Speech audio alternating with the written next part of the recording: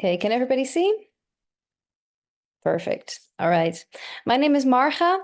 English is also Marge, I think the equivalent of it. I'm from the Netherlands, and I'm here to tell you about our initiative, More Trees Now. More Trees Now was an initiative by three foundations. Urgenda, which if somebody knows it abroad, it's usually because we started the first climate case in the world against the state. But that's not all we do. We also start projects that propel innovations to allow other people to take climate action.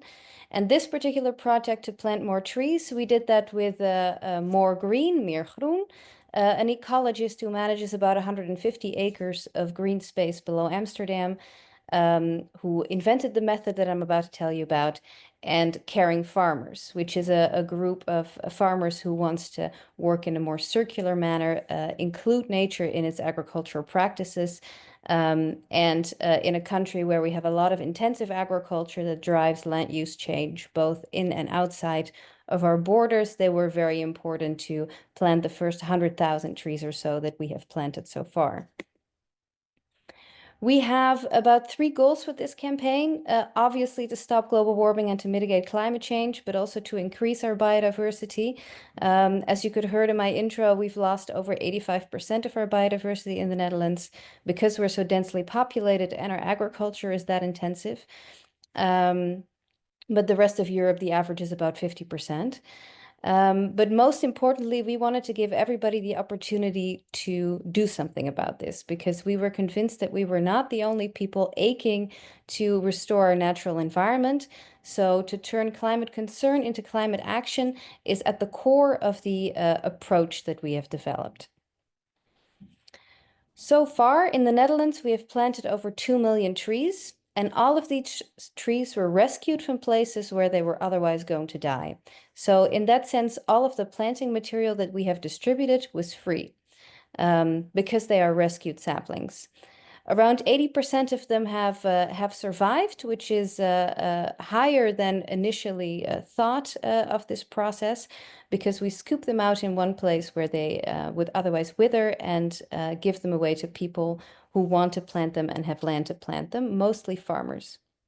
We have organized over 3,000 of these events, and we have over 150 volunteer-run tree hubs, which are community places where the community comes together, where trees that would otherwise die can be brought and can be redistributed in close-knit circles. I think we've given to over 30,000 people free trees so far, all of them free of charge, just so they can accelerate the initiative that they have already started. This is in a nutshell what we do. We call it circular forestry because rather than looking at saplings that would otherwise be removed, saplings are young trees, we look at them as a resource. So every tree makes hundreds of saplings every year. That's just a natural process, but many of them also grow in places where they cannot stay. Think of heathlands or peat bogs that are supposed to be treeless ecosystems, and if there are trees present there, it means that the ecosystem is not doing so well and you need to remove the trees in order to restore them. But also think of recreational paths, places where you want to thin particular species to give place to other species to increase the biodiversity of the green space that you're managing.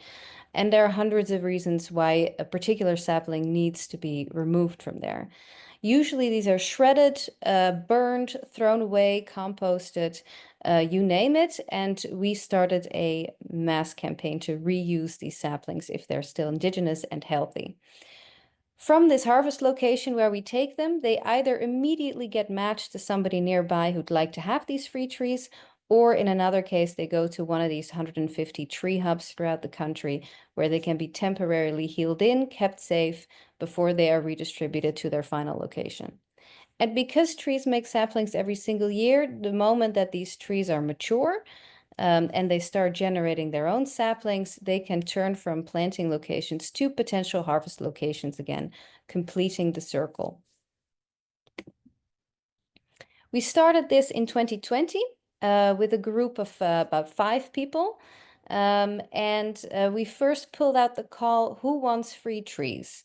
because it's a very densely populated country, as I've said. So the biggest issue with us was that people thought that there wasn't any space left to plant trees or to accelerate anything. Within 5 days, over 1 million trees were requested. So luckily, we had enough demand to get started. And it also showed us that as long as you start with the people who really want to, there's plenty of things that you still can do. We harvested about 250,000 saplings with a few thousand volunteers that winter, and also rescued some pear trees that were destined to be shredded in times of Corona when trade lines weren't open that well. The response of it was overwhelming. We created pear traffic jams all over the country for people wanting to pick up free trees, which showed that we needed a new innovation because we were just with the five of us and over 10,000 people were emailing us for free trees, and we were just doing everything with Excel and email. So on the next season, we stepped it up a notch. We did about almost 400,000 saplings that we scooped out and gave away. And we started to develop a program, we call it the Tree Planner, that would grow into being an exchange platform where we could match potential planting locations with people who are harvesting or giving away trees more directly, so that not everything would need to go through our small team.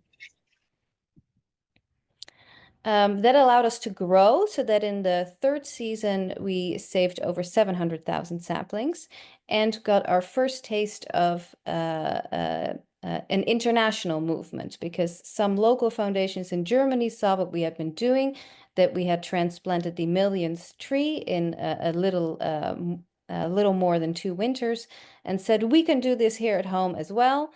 And started to transplant trees in their local environment around Kleve, which is just around the border from the Netherlands.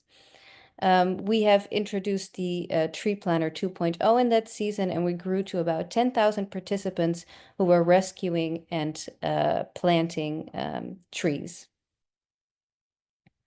Last year, we therefore got to our 2nd millionth tree.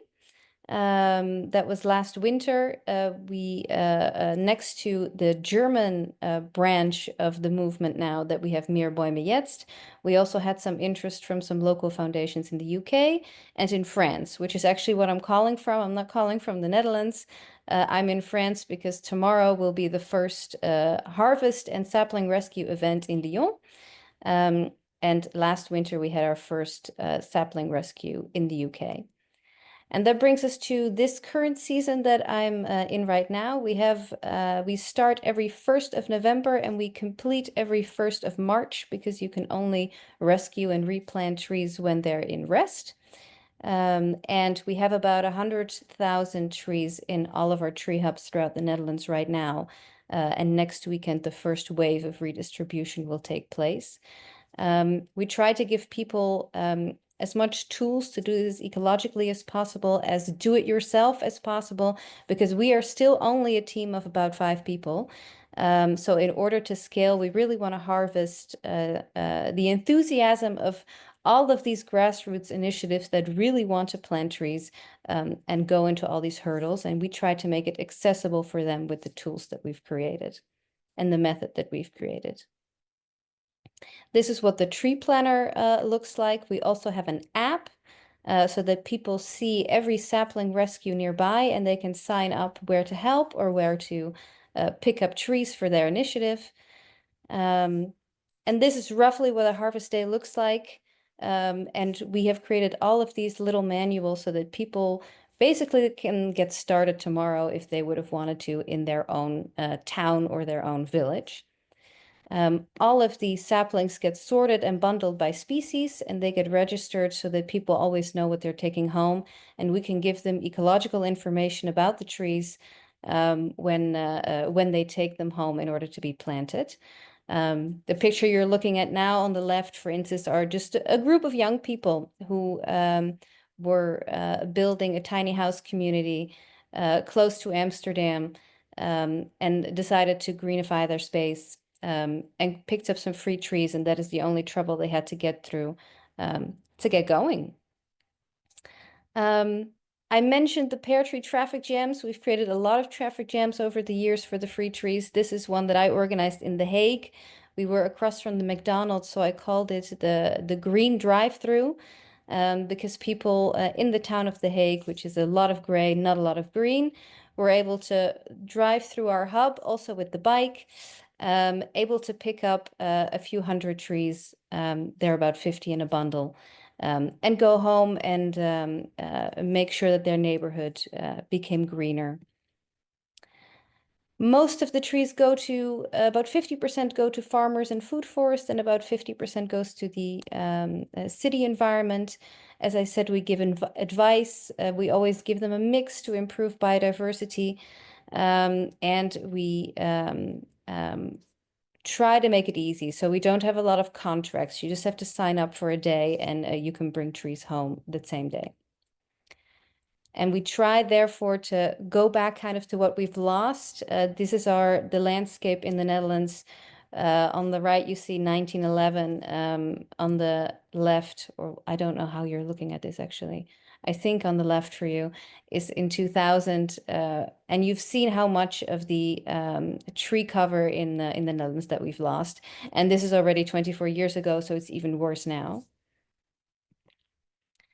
And so we are still growing. If you're inspired by this talk, we love to help people get started elsewhere. If you're in the UK or Germany or France, or generally in Northwestern Europe, this method can be applied anywhere where the winter is cold enough. You can email us at info@moretreesnow.eco, and I hope I'm within the 5 minutes time limit. And that was our initiative, and thank you for listening. Okay, I think that's okay. Thank you so much.